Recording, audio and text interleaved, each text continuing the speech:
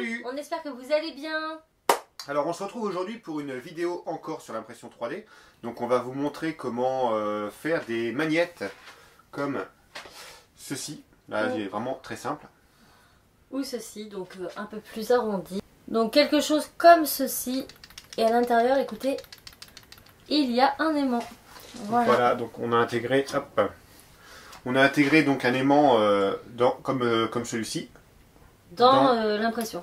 Voilà, en cours d'impression. C'est tout ça en fait. Voilà. Donc on va vous expliquer comment on a fait. Donc on a fait une pause dans le G-code, tout comme on avait fait pour l'impression bicouleur. Donc pendant que ça imprime, donc j'avais d'abord créé un modèle avec un creux à l'intérieur.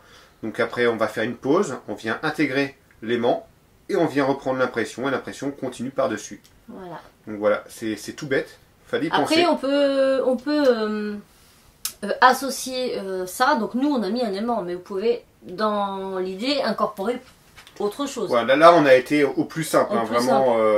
Pour vous donner une idée, si par exemple vous voulez faire un couteau et que vous avez une lame de couteau, et ben vous pouvez faire le manche, incorporer la lame et finir d'imprimer le manche. Voilà, c'est ça. Dans cette idée.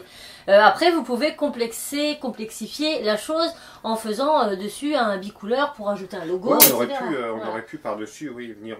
Nous, on est vraiment parti sur l'idée de base. Je pense que peut-être ça viendra si vous le voulez. Je suis parti sur ce modèle en fait d'aimant classique. Ce design là, et puis bah, je l'ai redessiné moi-même à peu près dans le même esprit, sauf que là bah, on voit pas l'aimant. On voit pas l'aimant, donc voilà, le but c'était vraiment d'incorporer. Ça marche. Ça fonctionne vraiment très bien. Bon, ça c'est pas le nôtre. Mais ces deux-là, c'est ce qu'on a fait. Donc le tout premier prototype c'était un carré juste pour incorporer, et puis après il a modélisé quelque chose d'un peu plus. Puis il fonctionne vraiment très bien dans les deux sens. Dans les deux sens, ouais. Donc après voilà, on peut y ajouter un logo, un prénom, si vous voulez faire, je sais pas, un petit aimant sympa pour votre chambre avec un emoji, n'importe quoi. Ouais, là on est parti sur un aimant classique, mais après on peut très bien faire un truc un peu plus gros avec une figurine et puis... Voilà. Là l'idée c'était vraiment l'incorporation... D'incorporer. Non, le fait d'incorporer, oui. Le fait d'incorporer un objet en cours d'impression dans une impression en 3D. Ouais, voilà. Après voilà, si vous voulez qu'on vous fasse quelque chose un peu plus...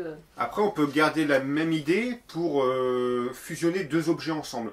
Ça veut dire qu'on peut très bien partir sur un Tetris par exemple. Ouais.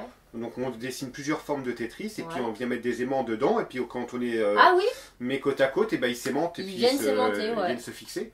Donc on pourrait partir sur une idée aussi.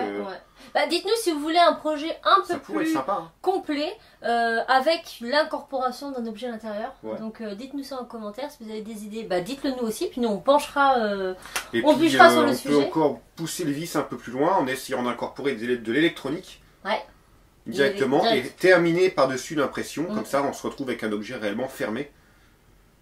Avec des LED ou autre par exemple à l'intérieur. Si vous avez des idées sur le sujet, vous voulez qu'on se penche dessus, bah mettez-nous ça en commentaire. Nous on va clôturer la vidéo ici en vous laissant la suite. Il n'y aura pas de voix off parce que si vous êtes intéressé par ce genre de vidéo, c'est que logiquement vous connaissez un petit peu l'impression. C'est très simple.